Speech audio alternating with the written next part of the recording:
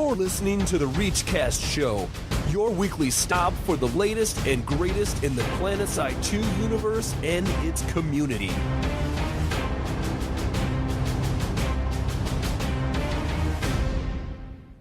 What's going on, guys? It's August 12th, and you're listening to episode 46 of the Fine and Fabulous ReachCast show. Proud members of the Araxis Global Network and the Podcast Network. That's podcast with a K. I'm your host, Adam, a.k.a. Torx, and with me tonight is my co-host, Mark, a.k.a. Derringer. What's up, everybody? Tom, unfortunately, could not make it tonight. He's still recovering from live, and he had his sister's wedding immediately after live, so... That's not true. He was eaten by a shark. That works, too. This week we are brought to you by the $24.99 all-you-can-drink special at Groupon for the PBR Rock Bar in Las Vegas, and also great listeners like you via Support the Show tab. As always, thank you for that. And if you missed out on that Groupon, shame on you. Shame for shame. And this week we played with Noxx, Imperial Reach, Rage Quit, and the 40 Deuce last week at SOE Live. And I think they got their picture in the... Yeah, they're in the actual email that was just sent out today. You can see Louis, you can see Senor Blanco, you can see Peepers, and you can see Noxx's hair. Yeah. Yeah. So good for them getting in that email, though. They should be pretty happy about that. Yeah. So what's going on? Maybe Blanco. So what's going on with this week's show? Game Update 14, as you can imagine, was dropped today. So we were talking about today. A little Player Studio, some good emails, a couple good calls. And so without further ado, let's get to it. I'm going to get these mosquitoes in the air and rain down some hellfires on those fools. Oh no! What the f***? I should have listened to the ReachCast patch notes.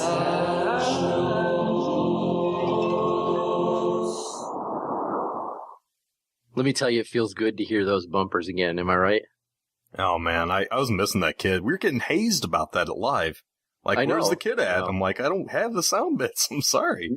Next year, we will come with all the sounds. Yes. Ready to go. Am I right? You are right. You are correct. Yeah.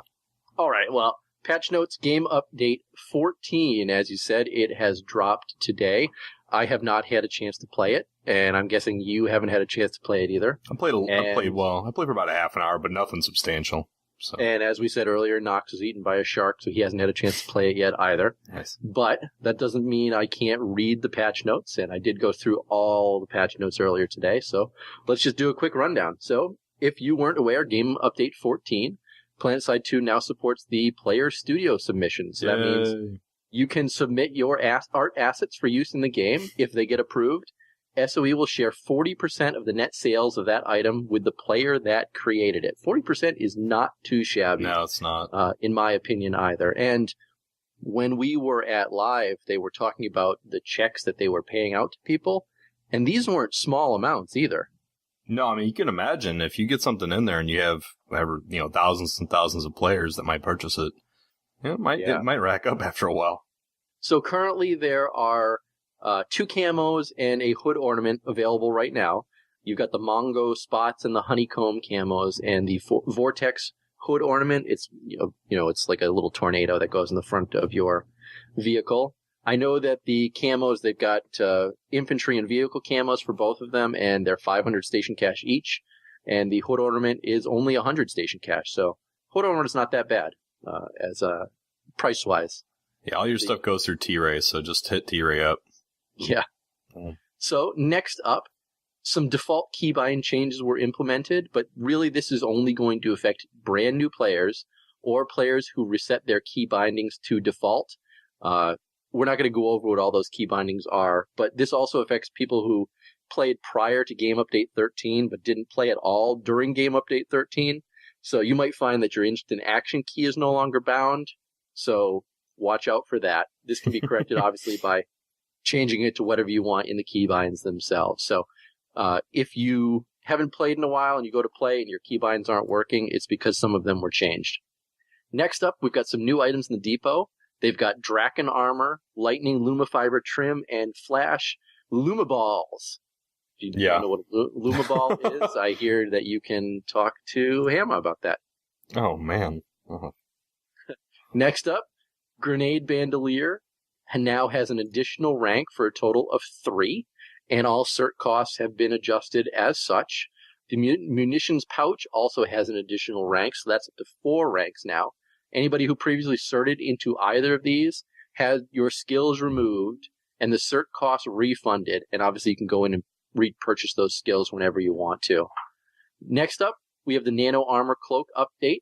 All ranks had their max cloak time increased and their charge time from depleted to full decreased. So obviously you will be able to stay cloaked a little bit longer. Oh, jeez, a spider just came right down in front of my mouth. Nice. Oh, man. It's going to get you. Where was I? Get up. So you're at fixed claymores. Okay, so...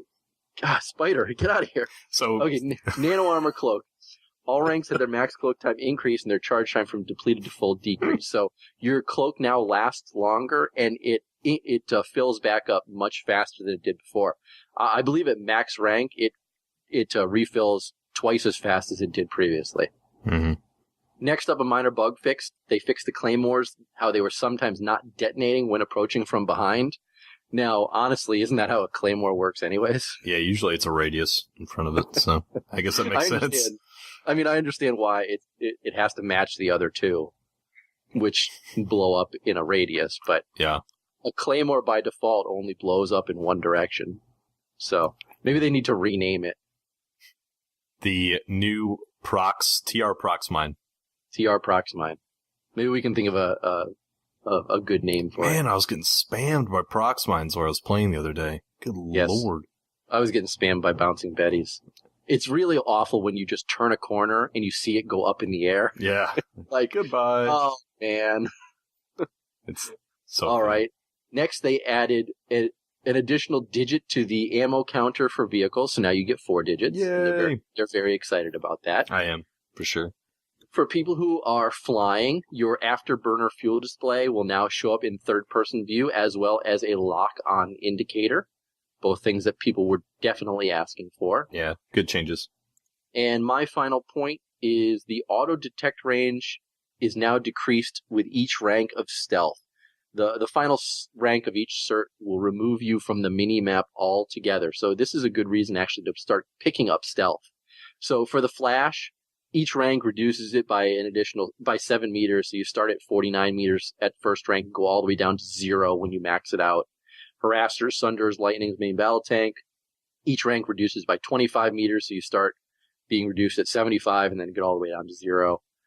For air, each rank reduces it by 58, so you start being, first rank gives you at 174 all the way down to 0 at max rank. So that's definitely an interesting little change, because now if you cert that thing all the way out, they can't see you at all on the mini-map. Yeah, they definitely increased the effectiveness of stealth, so it's more viable now over some of the others.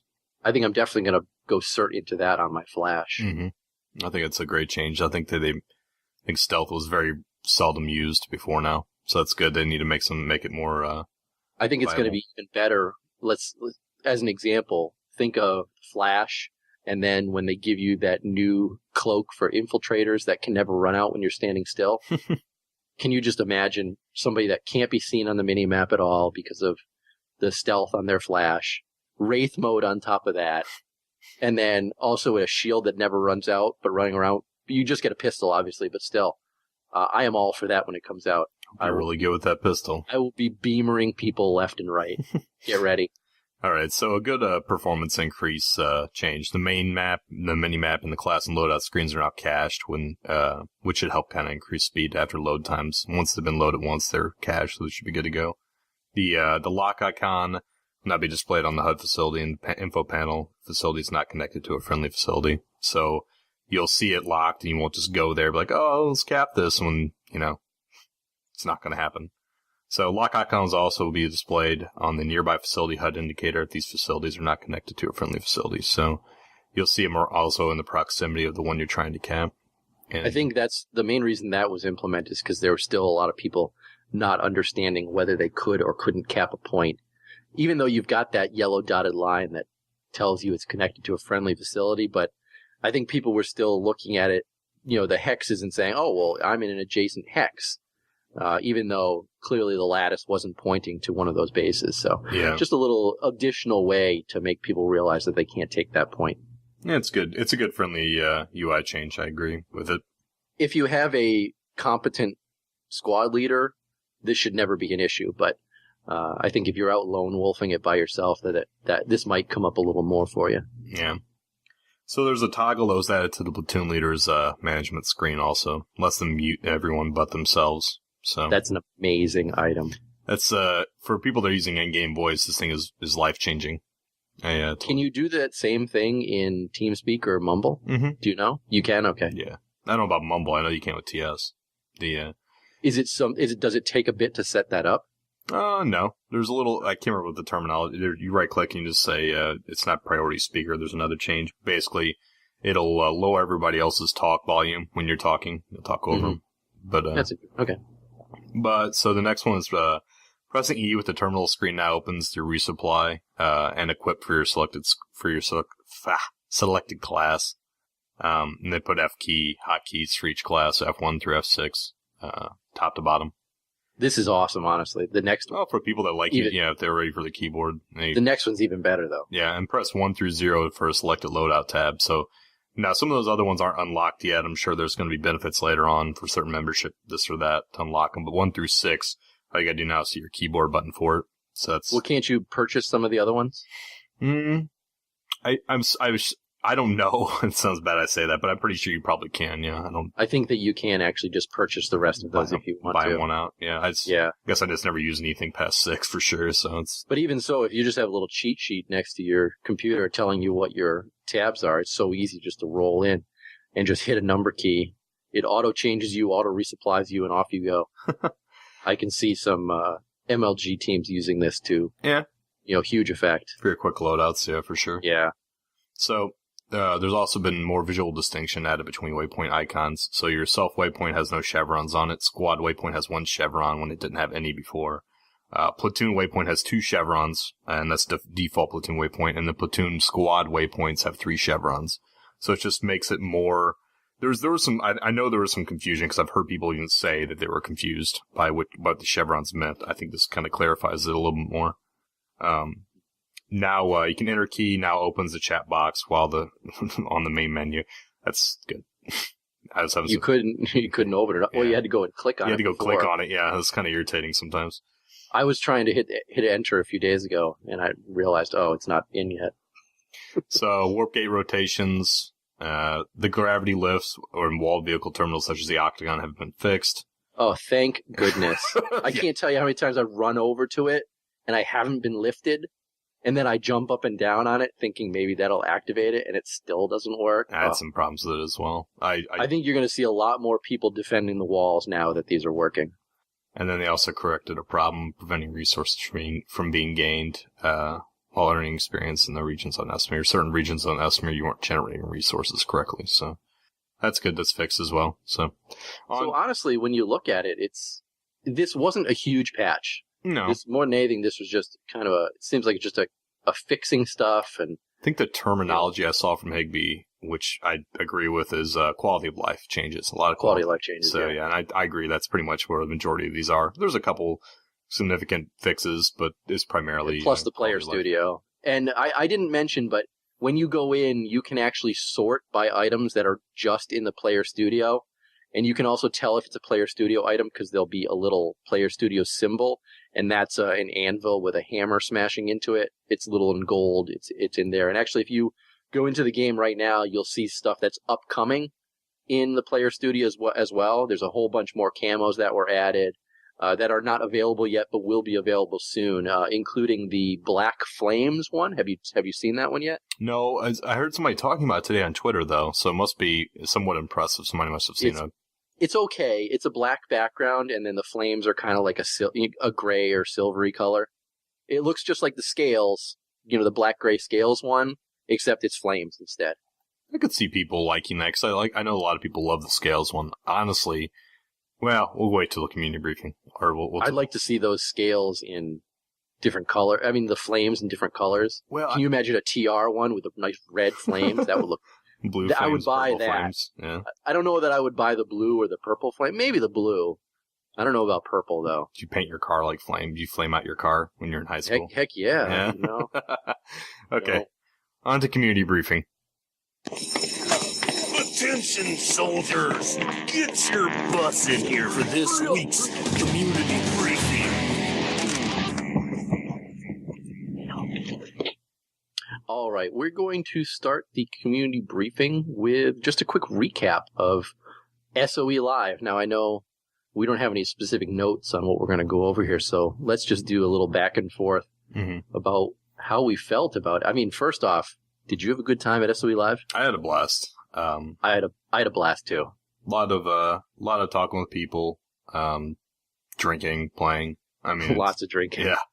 I mean, the whole thing it's a great community, just a community event. A lot of fun stuff that's hanging, and just people, hanging out with each other. I really enjoyed meeting everybody. I mean, I met so many of the Devil Dogs. I met a whole bunch of people from DOS Onfall. I met Jamal from NNG, who's cool as heck, dude. All the guys from NNG, from DOS Onfall are cool dudes as well. I went out drinking with them after they won that. It took second in the event.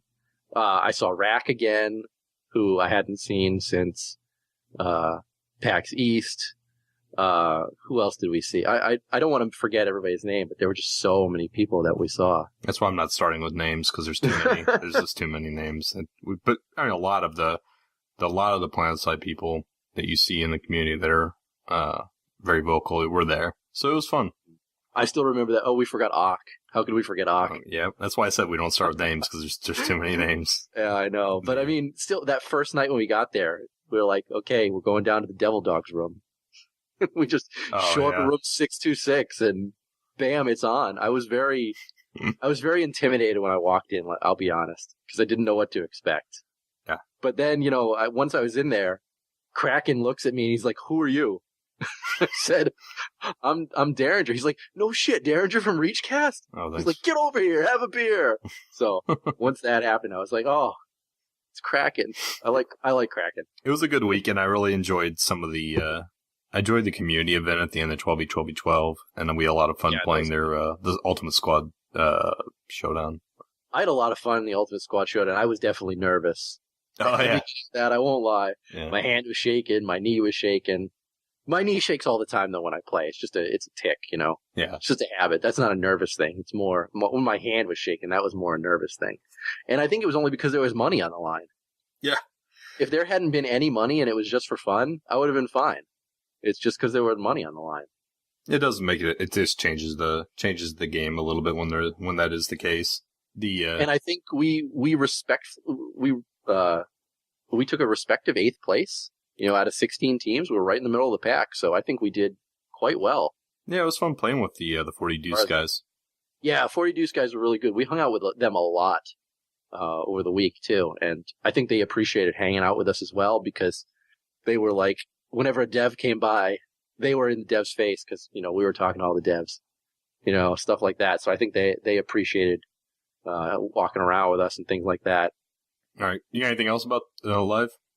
I think we should just say thanks to all the devs at SOE for being so accessible and, letting us talk to them and coming to our panel, and stuff like that. And, Golden Boy and Jax too. You bring up a great point, actually. For people that don't go, there's a lot of information that's talked about these panels. I think we'll try to record as much of it next year as possible, but there's a lot of information that's not discussed otherwise that you hear at these panels from the devs that actually working on them. So the vehicle balance dev, the weapons dev. I mean, you hear a lot of info that you don't hear otherwise. And plus, honestly, it's a community just meet up networking kind of thing, but.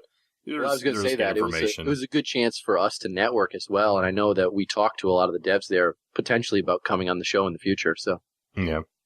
So Friday Night Ops this last week, as we said earlier, Tom was at his sister's Noxx. Let's call him Noxx, whatever. It was at his sister's wedding in Cali, where he was violently eaten by a shark. Where apparently a shark snapped him up in the crowd. I'm hoping somebody makes a picture. But before that, he went on F&O this last week with Maggie, and they had a lot of fun. From what I saw, I watched it through its entirety. They had it was a good interview with Future Crew guys. They talked with them for a while about what their thoughts on MLG is. They were very quiet and subdued. They were, but they were fun. They were fun to listen to because they seem like a relaxed group of people, and that's good to hear. They had a good guest, Atrion. He's a big pilot. He was on about Haas and ESF changes, and he has some very good points to make. We'll put a link in the show notes for you guys to check it out. But there's generally some good info there. And then the night was wrapped up with a outfit spotlight of the Vanu Drop Squad from Watterson. So that was I think they actually turned around and they played with more than just Vanu Drop Squad. Did they? I went in. I watched everything up until the Vanu Drop Squad guys came on, because then I went to go play for a little while. No, it was just sorry, my apologies. It was VDRS. I think they just played with them, but that was interesting. A lot of gal wrestling. It was an interesting start to that outfit spotlight. Well, the thing with that outfit spotlight is, didn't they spend most of the time just ghost capping Amrish? Kind of. There was some interesting fighting going on. There was a slow night on Amrish. That's not bad. Then last but not least for F&O, they did bring up the vehicle decal code for basically the EverQuest Next logo. If you want to slap it on one of your vehicles, it's free. Just type in, go to the store, type in the code EQN vehicle decal, just as it sounds, all one word, and that decal's all yours. So. Yeah, it's just the EverQuest Next logo. I picked it up myself. Mm-hmm. Did you as well? I'll probably slap it on my lib when I fly around. It looks pretty good on a lib. I put the PlanetSide Universe one on instead. I rotate. So there's, for those of you that went to live, we'll make this just real quick. If you went to live, you haven't got your in-game items yet. They'll be coming out before August 16th. It was verified in an email today. That would be this Friday. So before this Friday, basically. So that's not too bad. No, it's fine. And then one last thing for community briefing before the community question is I was looking around on YouTube, found a cool link, and somebody sent it to me as well, of a lib versus a reaver dogfighting. And it was done to the background of Street Fighter, basically like round one, fight. So it was pretty cool. I'll link that up in the show notes as well. And isn't that Mortal Kombat? No, we'll both do it, but you'll see what I'm talking about when you watch it. It's the voicing from Street Fighter. So you were telling me that the Liberator destroyed the Reaver, am I right? Well, it wasn't like a quick fight, at least not the first one. I watched the first two, and it was, you can tell the Lib pilot was very judicial with his, judicious, I should say, with his ammo, his clip. So it was interesting to watch, and you could tell that the Reaver was using reverse maneuver like heavily. So it was interesting to watch somebody try to fight an ESF with a lib. So but in the end, the lib won, right? Yes, which is the funny part. So yeah, that is funny. I mean, you'd expect the Reaver just to lolpot him to death. That's what I do. Well, most of the times, what happens. So, community question for the week. All right. Well, last week as well as the week before, we asked, would you buy something from the Player Studio to support a player, specifically a player, even if the item was bad, or would you only buy things that you like? Now, we ran this for 2 weeks, and, well, actually 3 weeks if you count SOE Live. But from all the responses, it was absolutely unanimous. No one is going to buy something just to support a particular player. And that's just from the people who responded to this question. And I'm not surprised, because personally, I wouldn't spend money on an item that was bad either. I don't know about you. I like blowing money personally, so yeah, I would just buy whatever. I'm sure you do. You were making it rain in Vegas, so. But the best response came from Rolfsky.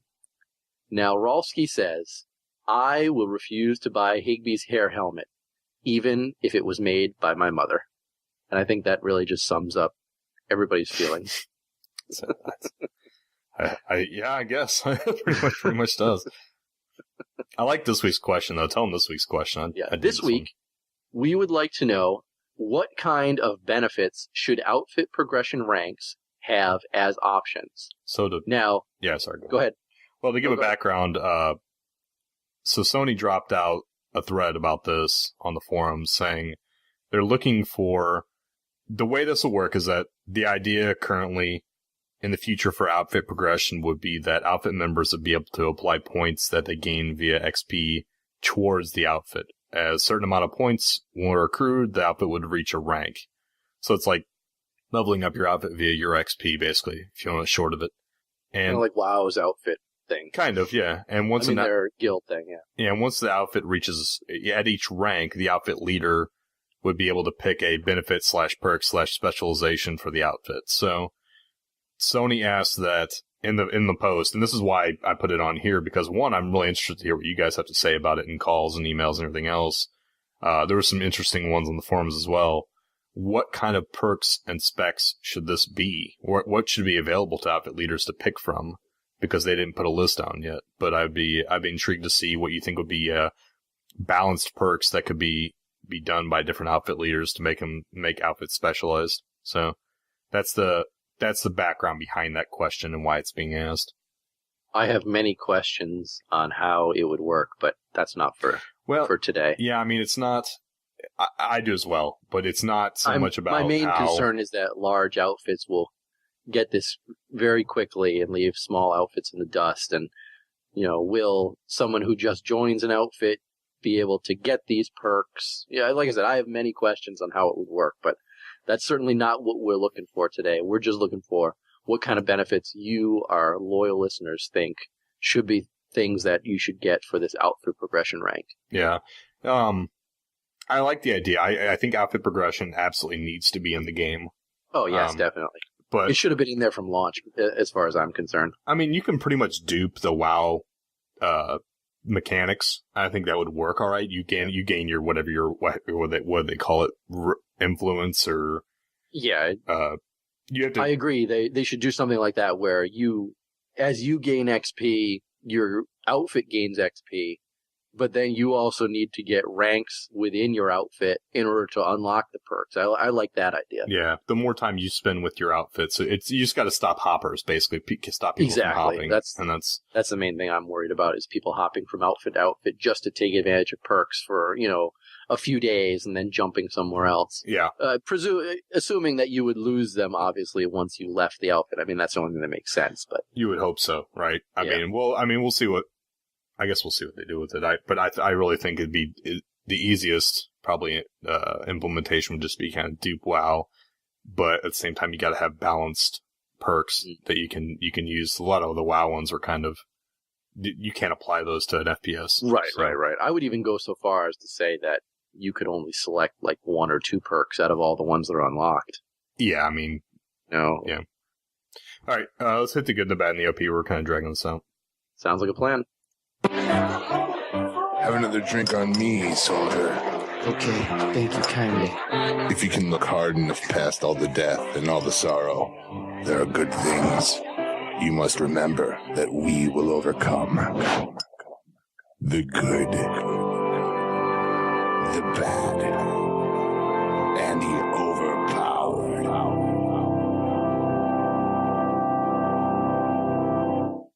Alrighty, so my good for the week. I did a lot of harasser farming with Merced from Noxx this week, and without completely just, whatever for him, but he's a hell of a harasser driver.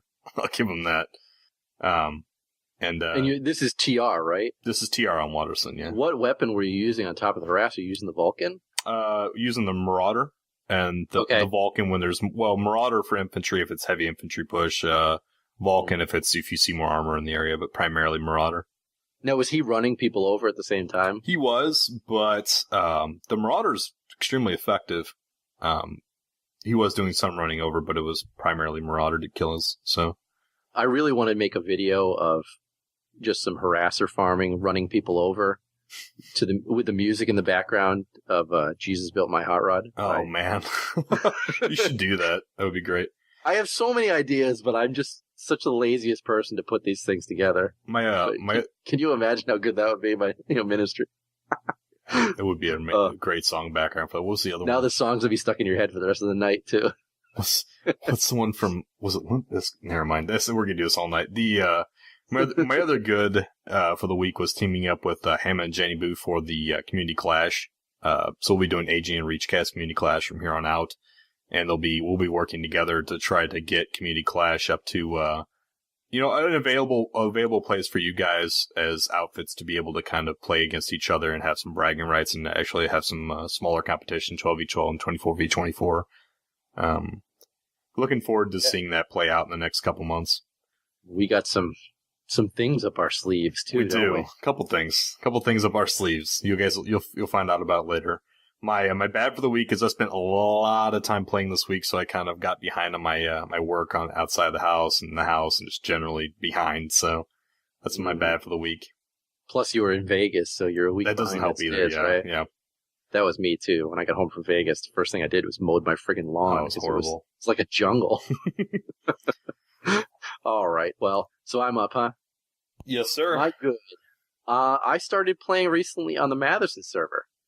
I know people are like, but you play Connery. Well, either way, I'm really enjoying the community, and I seem to have found myself to be sort of a minor celebrity there.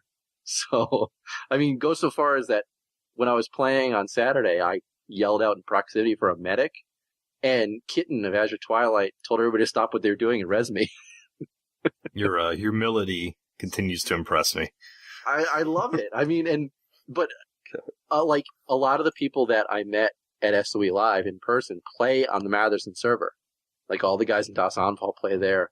The guys from NNG play there. Guys from Great White Whales play there. Guys from Rage Quit play there. Mm-hmm. These are all the people that I was hanging out with drinking on, what was it, Sunday night. So, I mean, I go there and they're all online and, I'm whispering them back and forth and stuff like that. So I don't know.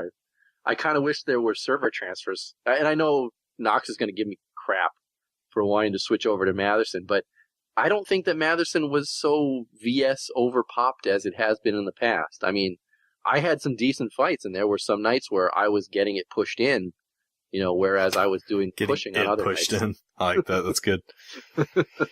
But yeah, I definitely found some nights that it was very even, very stalematey. There was an alert where it was pretty much tied right across the board throughout the entire alert. So I think Matherson might have been VS heavy at one point, but it seems like it might have evened out a little bit. So I don't know. I might just be spending a little more time on the Matherson server. And I know that I got told today by some of the guys in Das Anfall that I better play with them soon or else. So I don't know what or else means. You might just see them here pretty soon. Yeah. A little hint there. So my bad has to be all the plane trips to and from SOE Live. Next time I am paying for direct flights, no matter how much it costs. Because let me say, going from Providence to Detroit to Minneapolis to Vegas one way, and then going red eye to JFK to Boston the other way is just a little too many planes for me. Yeah, it's not fun. That's more planes in a week than I've been on in my entire life. Yeah, it's not fun. I agree. I had like a 4-hour layover on the way back. It's not enjoyable. That was mine in JFK. I started reading book 4 of oh my god, Feast of Crows. I started reading. Oh, okay, yeah. And I've already finished it. I finished it yesterday. So it took me less than a week to bang through. You're talking about Game of Thrones. Game of Thrones, Yeah. book 4, Feast of Crows. Now I got to go out and pick up book 5. I'm like midway through book 5 right now on audio. I was listening to it like the entire, like all the flights. It was great. I got to catch up. I finished 3 forever ago, and I just haven't picked up 4. But figured since I was on a trip, I might as well buy a book while I'm out. So Okay. So yeah, plane trips bad. That's all I got to say. Plane trips bad. ReachCast mailbag. Should we make a good and bad for Noxx? Yeah, Noxx is good. Was his sister got married. He went on F&O. His bad is he got ate by a shark. I think, didn't he say he was getting sick? He was coming down with the Concrete. Oh, the plague. The SOE Live plague. Yeah. I didn't catch it. I think Maggie caught it too. Yeah, Maggie definitely caught it. And I'm surprised she caught it though, because I don't know that she wasn't out drinking at all. No, it was the elf costume. I think it was covered in plague when she put it on. It was because so many people were touching her. Yeah, pretty much. All right. Did Evil Pig lick her? What? All right, ReachCast mailbag. Oh, it's a perfect morning. Great timing, the mailman's just coming. Morning. Here's the mail. Big bag. See you later. Must have been ready to get away. Just strange. What's the sticking sound? Going to take a look here in this bag of mail. Oh no! Now you just open the ReachCast mailing bag.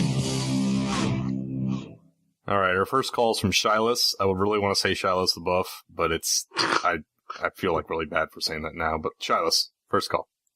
Hey, what's up, Torx, Noxx, Derringer? This is Shilas from Master Twilight on the Matheson server. Just wanted to say real quick that it was awesome meeting all you guys at SOE Live and being able to rep with your t-shirt. That was great. And wanted to especially say it was awesome to talk to Derringer about the Robotech stuff, because it's been a while since I've done that, and it was good memories there. And I hope this is a really long show that you guys do this week, because that'll give me an extra long time on the treadmill, because I don't stop running as long as you guys remain interesting and keep talking, so it helps out a lot. The 3-hour show that Noxx is starting with, I don't know if I can hang with that, but I can certainly try. I'm up for the challenge. Guys, I just want to curious also to throw out a question in here, what you guys have thought about some of the ESF proposed changes, namely the much discussed reverse maneuver nerf. I know a lot of my good pilot buddies are vehemently opposed to that, and wonder what your opinion on that matter was. All right, hey, thanks for listening. Appreciate it. Vanity for life, and I'm out. So during SOE Live, Kevmo, the vehicle balance, or one of the vehicle devs for PlanetSide, was talking about how the reverse maneuver isn't really doing what they intended it to do. It shouldn't provide basically full speed at the same time of just changing direction. So it's kind of, they're talking about finding ways of balancing it. I know they're still looking for input, so email and post a lot of stuff on the forums, or call us or whatever. I mean, they hear us too as well. You can, there's multiple outlets, but give them input on what you think, how the reverse maneuver should work. Because I know that there's a lot of hardcore ESF pilots out there that really want to see good dogfighting, and I do as well. I love watching it. I'm not a great dogfighter in this game, but it's fun. It's really fun to watch. So send them input. Don't be a douche and send them, just like, this sucks. Give them honest input. Even if it is critical, it doesn't matter, but give them honest input about what you think would be good parallels to what to change and how to change it. And let's hope we get, as a community, we get some good ESF abilities that will kind of allow a low skill necessity, but allows aces to be out there still. So. Yeah, you bring up a good point, the don't be a douche. As terrible as it sounds, they love feedback, whether it's positive, whether it's negative, as long as it's constructive. So if you're going to make a post about it, make sure that you have at least one point that you're going to make in that post as to why you think something should be in or why you think something should be taken out, and provide an alternative if it's something that you would like taken out. So if you don't at least give some sort of additional points that they can kind of mull over and think about, your comments aren't going to hold as much weight. Agreed. And I know that this reverse maneuver thing is something that half the community, well, let's say a third of the community could care less about because they don't fly. A third of the community are terrible pilots and are happy this is being taken out. And the other third are good ESF pilots who use this to their advantage when dogfighting and are thinking that they're going to lose this ability. So I think something good will come of it, but I don't know what the final solution is going to be, unfortunately. Yeah, we'll see. As far as having a long show, you might not get your wish this week. Yeah, we're kind of hammering through this. That's what happened when Noxx didn't come on the show. But either way, I agree. It was awesome meeting you as well, sir. And we picked you out of the line, too, because you were, bam, right in the line waiting, wearing a ReachCast shirt. And did we hook you up with a good set of dog tags, or did we not? True. All right. And I agree. I had fun talking with you about Robotech as well. I'm going to actually start going through the series again when I have a chance here to rewatch it, because it's certainly been a while. And just as a reminder, Yamato 2199, definitely check that out. Call number 2. Hey guys, it's me, Tommy, of the Sorry Deuce. I'm at PlanetSide Hollywood already. I went out clubbing last night. I was on the dance floor, and I was like, Clarence Carter, Clarence Carter, Clarence Carter. Oh, Clarence Carter. And I went swimming with Uncle Higby today. And taught me how to swim. All right, so this is where I cut the call off, because after that, it's Tommy's a dirty boy. Not something not something that's probably good to put on here. But you sound a little young to be clubbing, anyways, dude. Like Clarence Carter, seriously. Yeah. We met Tommy, did we not? We did meet Tommy. Tommy is a good guy. The adult Tommy. So yeah, he's good. Not Das 40 Deuce guys are good guys. We had great. 40 Deuce gave us dog tags too. I have my 40 Deuce dog tag right here. I got them hung up too. They're great guys. We had a good week with them. Last but not least, call. What's up, ReachCast? This is Wolf07, howling all the way from the owl? Yeah, that's pretty slick, isn't it? About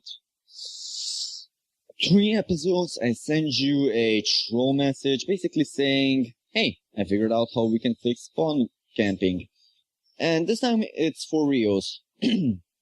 Basically, why not just turn the spawn room into a bubble? Since, how should I explain this? Make it like a big dome shield bubble thingy from top to bottom that you can shoot out of it from every direction. Basically, you don't have any other walls in the middle, just that bubble thingy, so the attackers can't hide right next to the building and wait for you to come out, then turn you into Swiss cheese. And yeah, that bubble thingy would definitely help out, since, well, there's probably not going to be a lot of living attackers around the bubble, since everybody loves a kill. And it's also going to prevent spawn room heroes, since they're going to have a opportunity to get out and not get killed because they're afraid of their KD getting lower or something. I don't even know what's the deal with spawn room heroes or whatever they want to be. Anyways, yeah, if you like the idea of a dome shield bubble thingy spawn room, please do tell SOE so they can consider it. Okay. That's right. That's where I cut the call off. Now, I love Wolf's calls. He puts great audio behind them. It's not Wolf, it's Wolf. Oh, sorry, Wolf. 7. He puts great audio behind them. Is it just me, or did you think that you were in a Native American store at the mall? Kind of, yeah. It was great. Like I say, I like the audio he puts in the background. Wolf, I can't play a 6.5 minute call on the show. Sure, you can. You just choose. I choose not to because it's a little long. Do me a favor. If you could cut this up, like I might even do it myself for the next couple episodes. But if you can cut your calls up to like 1:32 at max, and put a couple of them, I'll make sure we play them.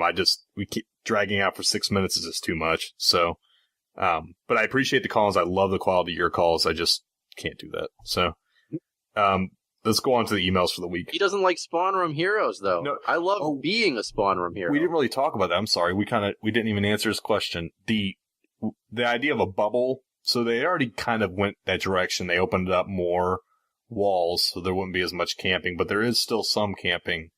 I would wonder if the bubble would be viable or not. I don't know. Well, I mean, there's some things to think about, because I've been playing a lot with my lasher this weekend, or this past week. My new character in Madison, that's all I use is the lasher, as much as I can. And I mean, I'm getting a lot of kills with it, taking out people who are camping the spawn room right now. Mm-hmm. When you just pop out, fire a few shots off, I take out a lot of people that way. You're right. So I've been playing spawn room hero a lot because it's actually kind of effective. I mean, they took away the fact that you can't shoot out through the, or not all of them at least. Did they take away from all of them?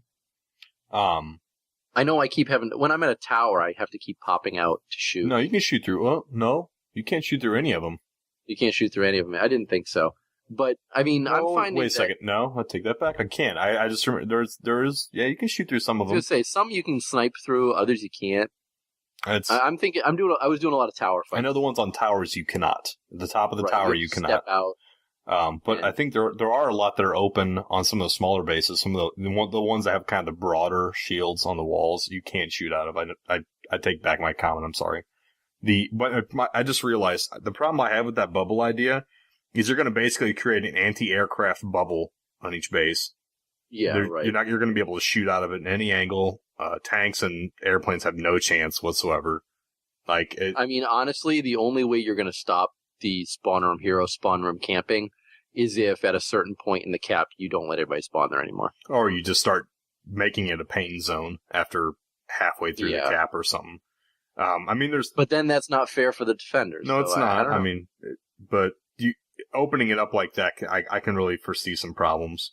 Well, especially because you think there's an attacker couldn't bring in air, couldn't bring in armor, couldn't bring in anything because they're just going to get absolutely annihilated by whoever's inside it. Yeah, unless they can't fire out of it. Too much of an advantage to the defenders, in my opinion. I mean, I know I don't like it. It's an interesting idea.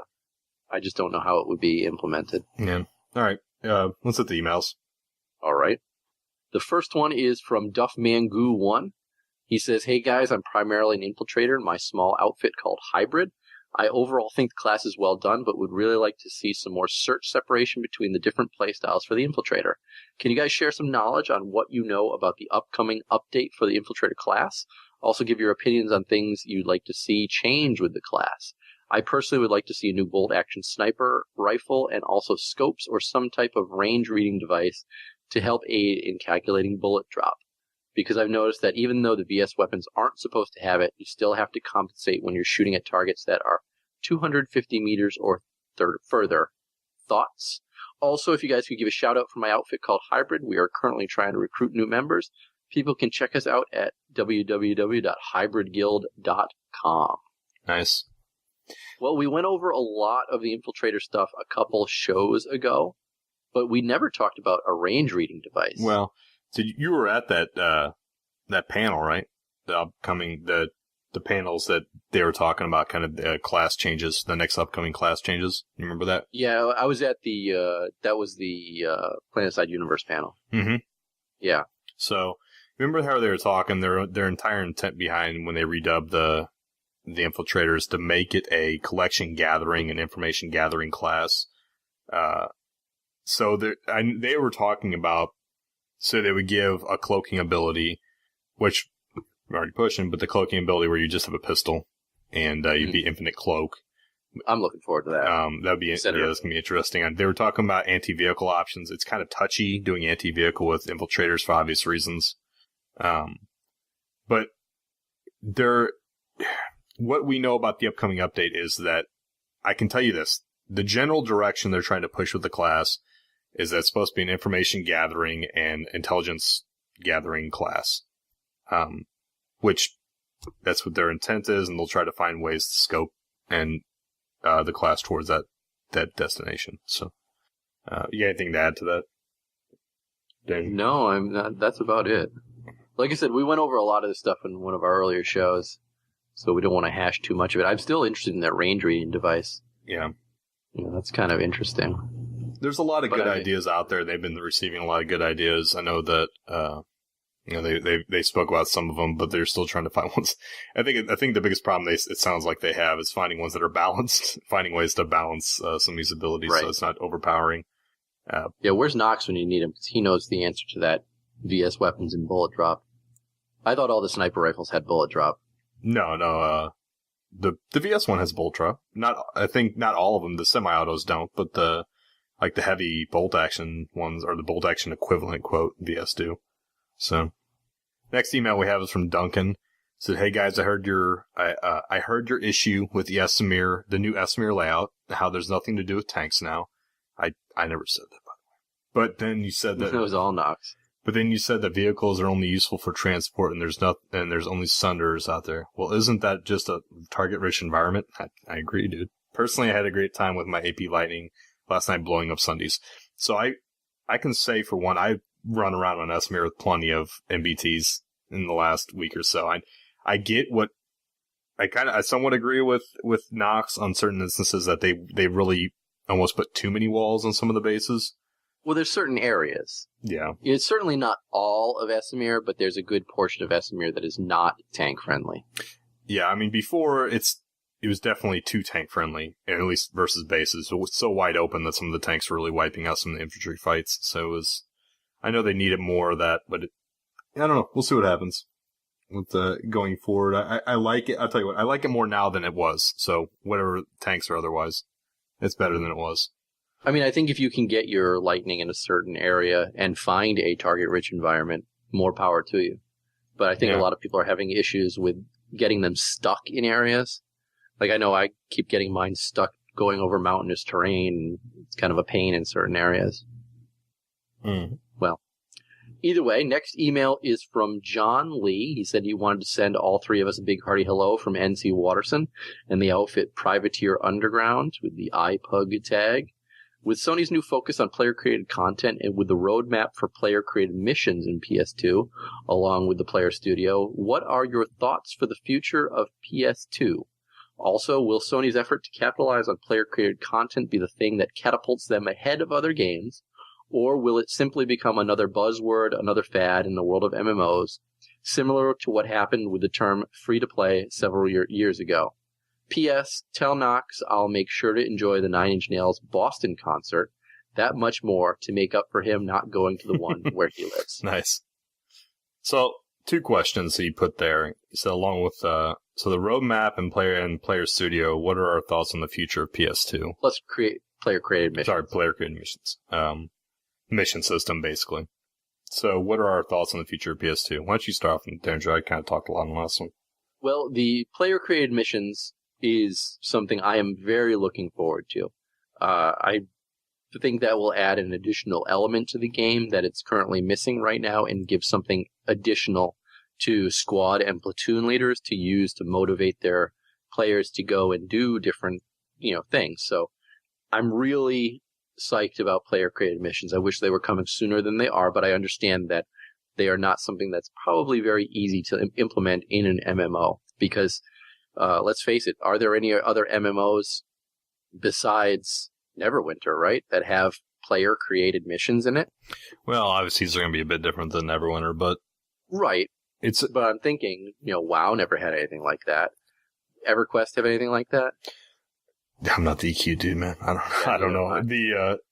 Either way, I'm excited for the player-created missions. And I do think that that's a good direction for the future of PlanetSide 2 to keep it a relevant game.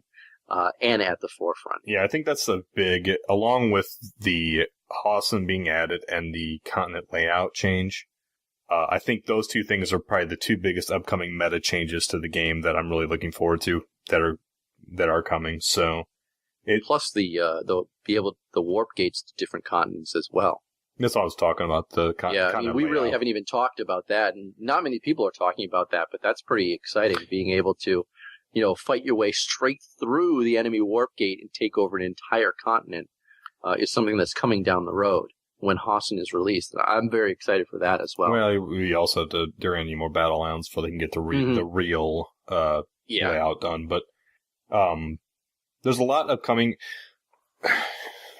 So the question is, what are our thoughts on the future of PS2? From everything we've heard, they release so much in this game at such a speed that there's a lot to catch up on. 1. 2, it sounds like they really, if you guys haven't noticed already, they take player input to heart. Something you guys really don't like and you put it to them. They usually, we've seen changes, we've seen, reverses of a lot of stuff. So I'm looking forward to seeing the mission system. I can't imagine the first iteration of the mission system being all that broad as far as options. There might be some, go here, kill this many people, or go here, capture this, and if you achieve that, you get XP. I don't imagine it being extremely broad as far as what you can tell your people to do. But at least it's a start for growing. Player Studio. So right now we're doing, helmets, decals, other stuff. This game is entirely community-based. We find and kill each other. That's what we do all day in this game. So people start rivalries, they have fun with each other. One of the best communities behind a game I've ever seen, of any game I've played. So I think that teamed with the more tools that Sony puts in our hands, as a community to add depth to our own, I guess, content we create is good. I think they realize that. Obviously, they're trying to push as much player-created content as possible, because that's what this game's entirely about. So I would not be surprised if down the road in the future that you see the EverQuest Next Landmark stuff brought to PlanetSide 2 and allow player-made continents. We'll see. We'll see. We'll see how that all plays out. Sorry, the second question is, okay. Will their effort to capitalize on player-created content be the thing that catapults them ahead of other games? My short answer to that is no. I don't think that that's something that's going to make them, shoot them so far forward ahead. I think it's a good addition to the game, and it allows their players to, A, produce stuff for the community that people will, buy, and it also gives money back to the community as well to keep people doing stuff like that. But I don't think that it's going to, I don't think it's going to catapult them ahead of other games. I kind of fall in line with what Derringer said. I don't think it's going to completely, as you say, catapult them past other games. I think it would be nice to be able to identify yourself with things that you make in the game. You want something specific for your outfit. You want something specific for your squad, your team, whatever. And you can identify yourself and personalize yourself with the player studio. That's amazing. It gives you a sense of identity. But will it turn this game into, I don't know, something else? No, is what it is. But anything else there, Derringer? I'm going to go on the next email if not. Yeah, I got nothing else on that. I think we covered it all. Okay. Next email is from Nitro. He says, what do you guys think about the reverse maneuver nerf and SOE making ESF flying less skillful and more numbers based? So let's stop there. Okay, I'll read the rest of the email after they answer that question. What do we think about the reverse? Go ahead. We've already answered that. Kind of already. Well, let me expand on it a little bit. When I say Kevin was talking about that at the panel in SOE Live, and I don't agree with what you're saying. They're trying to make it less skillful. Even Higbee said outright, they want there to be a drastic difference between the ace quality pilots and new pilots. There needs to be a large skill cap there so people have room to grow. I think the problem with the reverse maneuver was, I know you guys see it as a tool that simply is amazing in just ace pilot's hands, but it's not. It wasn't balanced in their mind. I don't play a lot of ESF flying, so I can't argue it too much. I think we're going to try to get somebody on here to talk about it more.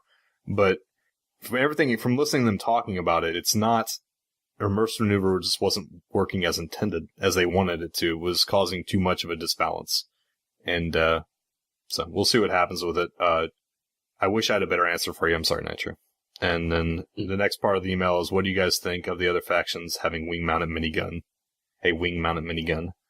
That's up to you, Derringer. I know you messed around with it a little bit. I don't know. I was playing around with it. I think the minigun's garbage. But that's just me. I don't think it's that big a deal for other factions having the wing-mounted minigun. Big whoop. All right. And that was the Locust gun. I didn't really like. I didn't like how it worked. So Nitro and anybody else listening to this as an ESF fan, obviously we had a lot of ESF content in this one because that's what the hot stuff going on right now. Email us if you're interested and you feel like you have some good content to talk about ESFs and why, and you make your argument. And I would love to see somebody from the other side. So let's see some emails. Much like Mustar did. Yeah. A few weeks ago with his infiltrator tips. Well, I don't even know so much of that. If you guys want to debate it, I'm more than happy to pull it up. We'll make a quick interview of it and throw it up on the podcast stream. If you guys want to debate, what? Yeah, only reply if you're a master debater. Next part of the email. What do you think of the new secondary weapons overall, beside the obvious imbalance on TTK for certain vehicles like wing-mounted mass driver and will kill ESF in less than half a second? So the mass driver, I know that for those that don't know, a mass driver is like a ESF sniper rifle, in short. Heavy damage, but you have to be accurate. So the mass driver is also something that Kevin brought up, and the mass driver is also something that's hard to balance, in his words, and I agree.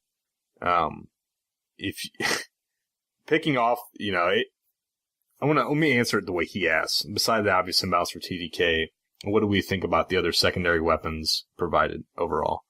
And I don't think the minigun's a big thing. I don't think the shotgun version, whatever, I can't remember what they called it, but that's not going to be anything drastic. I think the mass driver could be a big problem if it's not balanced. That's my thoughts. If you please email me with more information on them if you think you know more about what you obviously probably do.